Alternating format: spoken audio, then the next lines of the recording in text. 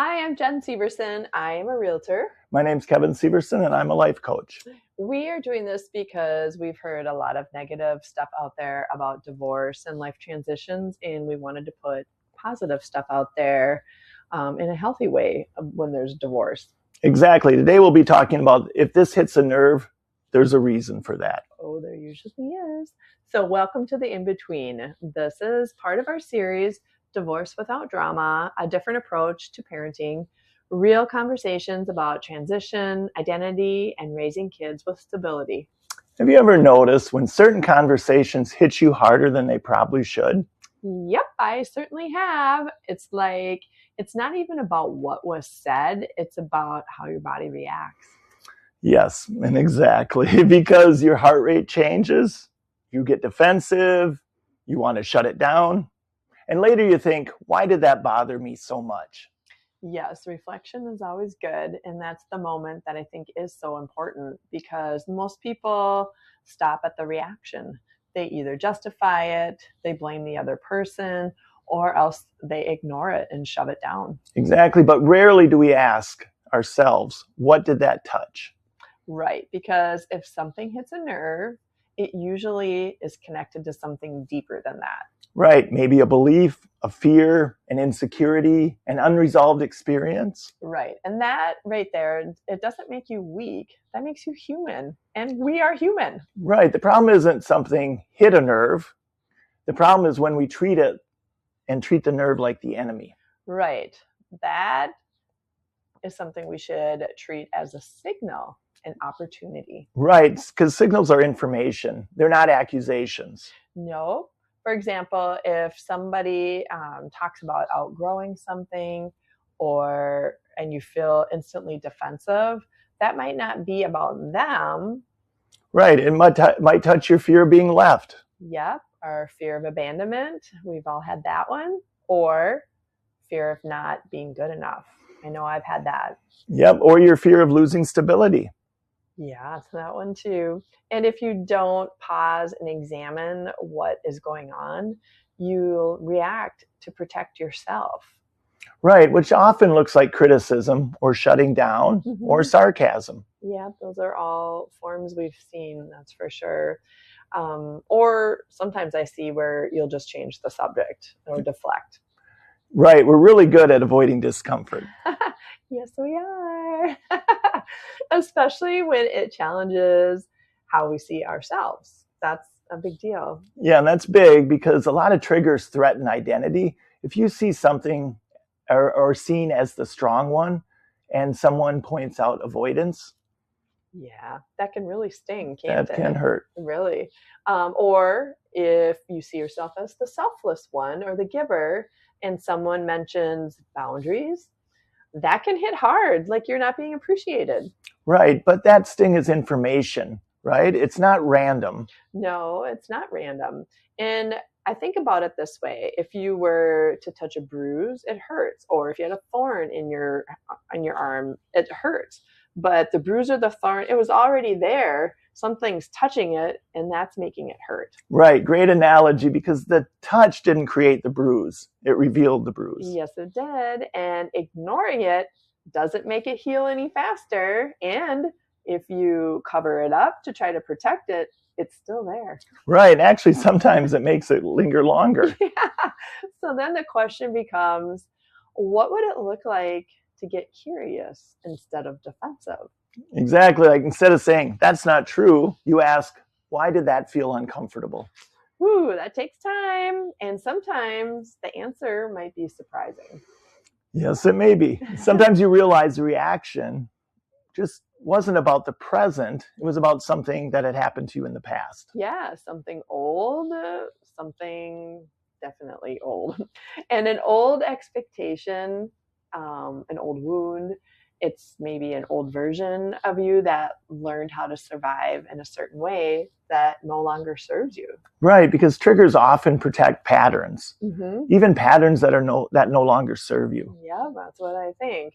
And that's important because if you're growing, something will feel uncomfortable. And we don't like to feel uncomfortable a lot, do we? Right, because growth always rubs against your identity. And identity feels safe, even when it's limiting, because then we know what to expect. We can control.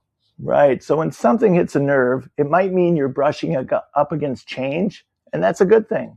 That's a very good thing. I get comfortable being uncomfortable because it's not that somebody attacked you in that situation. Right.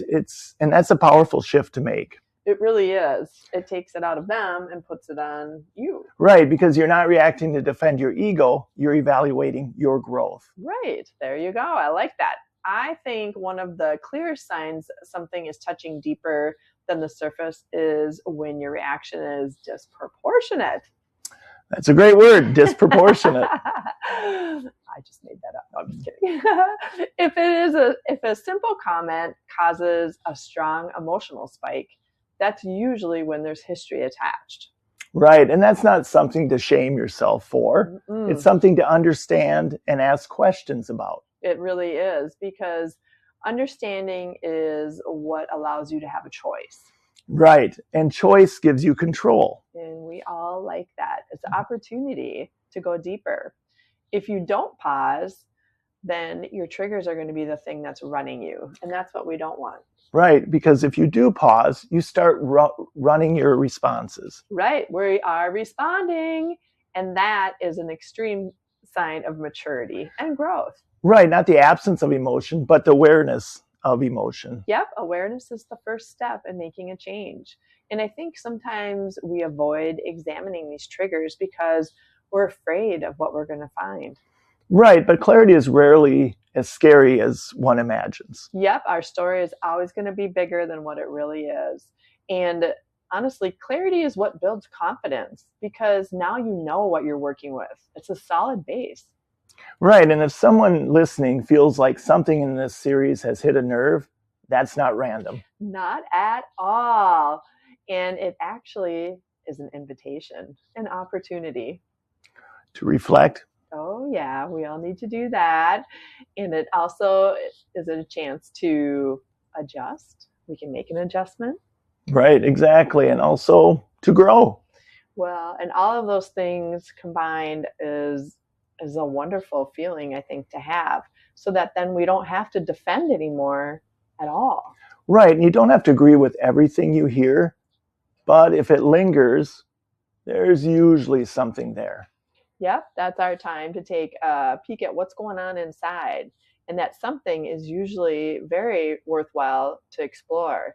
It's not attacking, or we're not attacking, we're not suppressing, we're exploring. Remember, it's an invitation. Right, because on the other side of that exploration is usually alliance. Yep, I would agree with that. Or it's a clarity. We always like that. Right, or freedom from a pattern you didn't realize was running you.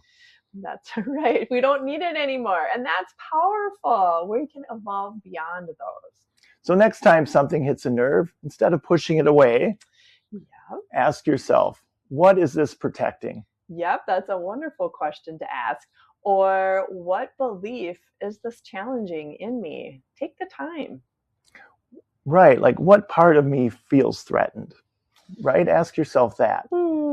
These are the questions that create growth. Remember, get comfortable feeling uncomfortable. And growth doesn't always feel good, but it does feel honest.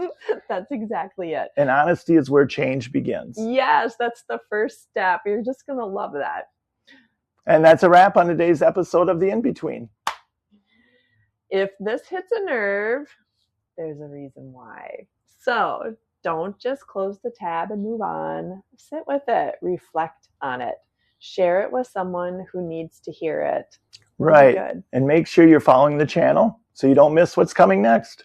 Oh, yeah, this is going to be another good one. So next Wednesday, we are diving into another powerful conversation. Signs that you might be numbing instead of choosing. Right, because numbing isn't weakness. It's usually protection. Yes, that would be a repetitive pattern probably. But protection, that doesn't last too long. That can turn into avoidance. And avoidance, honestly, slowly disconnects you from yourself. Right, you don't have to change everything overnight. Yes, so you don't have to. Just pause long enough to feel what you've been avoiding. Clarity starts there. We'll explore that next time. Right. Subscribe, stay connected, and we'll see you in the next episode.